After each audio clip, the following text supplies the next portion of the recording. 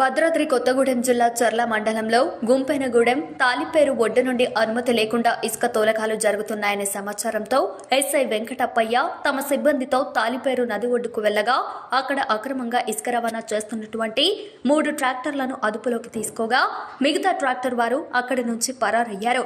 పట్టుబడిన 3 ట్రాక్టర్లను police station కి తరలించారు.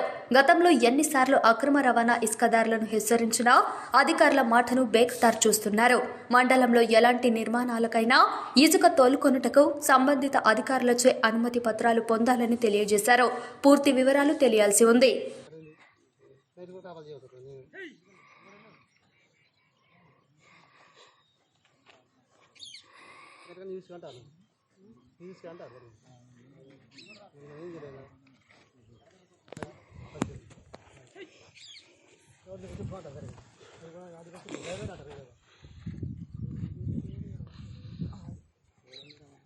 इधर बंदे इधर संपा चांदा